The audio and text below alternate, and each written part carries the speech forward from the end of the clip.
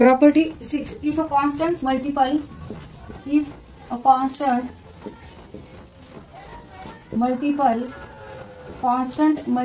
of all elements of any row or column is added to the corresponding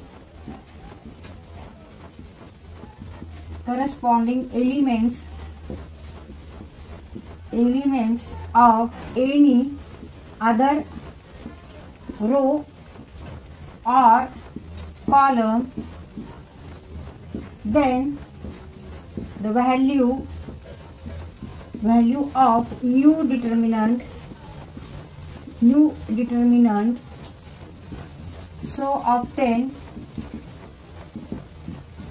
is the same as that of the original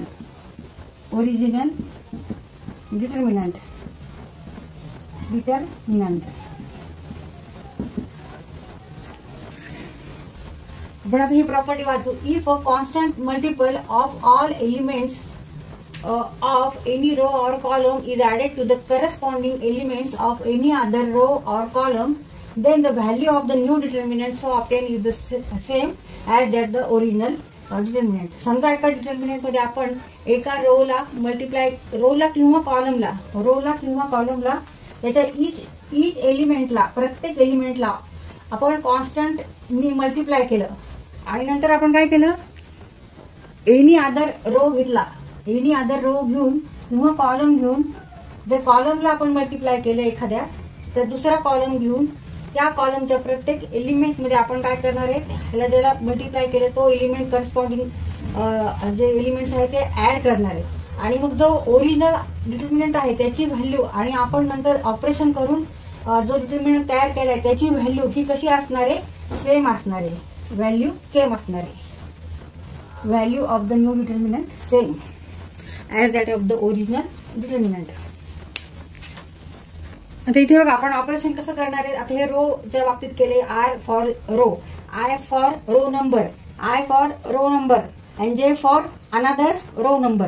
तर इथे आपण operation कसं केलंय पहिल्यांदा आपण एका रोला म्हणजे आर जे रोला आपण मल्टिप्लाय केले constant multiple here K is constant आणि ह्यानी मल्टिप्लाय केले each element of row R J आणि नंतर तो ऍड कशात केला आहे आर आय मध्ये केलेला आय हा अनदर रो आहे त्याच्यामध्ये आपण तो ऍड केला म्हणजे जो आर आय रो आहे तो इंटरचेंज केला आपण R I plus K R जे.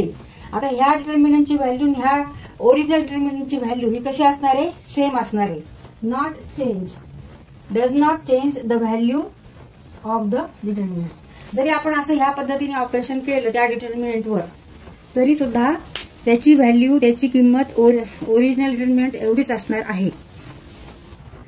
तर आपल्याला इथे हे ऑपरेशन करायचं आहे R1 change to R1 plus KR3 म्हणजे KR3 म्हणजे काय R3 मीन्स व्हॉट नंबर आहे रो नंबर थर्ड रो आणि R1 म्हणजे फर्स्ट रो आणि K means what K means constant.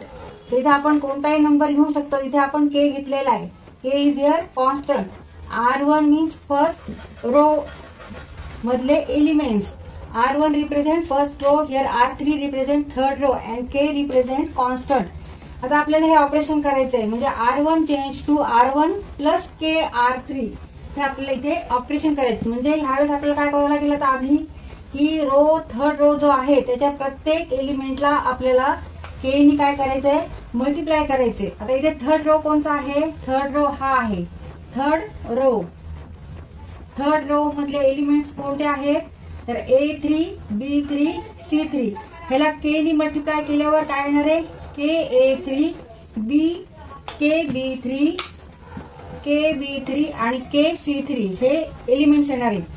आता त्याच्यानंतर आपल्याला R1 चेंज करायचा आहे म्हणजे कोणता चेंज करायचा आहे फर्स्ट रो हा चेंज करायचा आहे त्याच्या जागी आपल्याला काय लिहायचं आहे R1 प्लस KR3. मग R1 चे एलिमेंट्स कोणते आहेत R1 चे एलिमेंट्स आहेत A1 B1 C1 मग R1 प्लस KR3 म्हणजे हे एलिमेंट्स, ह्याच्यामध्ये आपल्याला प्रत्येक करस्पॉन्डिंग एलिमेंट ऍड करायचा आहे. करस्पॉन्डिंग एलिमेंट ऍड करायचा आहे म्हणजे A1 plus KA3, A1 plus KA3, तसंच B1 plus KB3, C1 plus KC3 आणि बाकीचे सगळे एलिमेंट तसेच ठेवायचे. फक्त आपण फर्स्ट रो चेंज केलाय, त्याच्यावर ऑपरेशन केले. फर्स्ट रो वर कोणतं ऑपरेशन केलं? फर्स्ट रो वर R1 प्लस KR3 असं ऑपरेशन केलंय, म्हणजे तो नंबर तसाच ठेवलाय, तो एलिमेंट तसाच ठेवलाय. आणि थर्ड रो मधले जे एलिमेंट्स आहेत त्याला मल्टिप्लाय केले K नी, कॉन्स्टंटनी, आणि ते ऍड केलेले, सम केली त्याची. आता ते ह्या डिटर्मिनंटवर आपण हे ऑपरेशन केलं आणि हा डिटर्मिनंट तयार झाला. ह्याला आपण A1 नाव दिलं. A1 आणि A1, आता A1 ची जर आपण एक्सपान्शन फॉर्म्युला वापरून व्हॅल्यू काढली आणि A ची व्हॅल्यू काढली आणि A1 ची पण आपण एक्सपान्शन फॉर्म्युला वापरून व्हॅल्यू काढली, तर या दोन्हींची व्हॅल्यू कशी येणार आहे? सेम येणार आहे. A equal to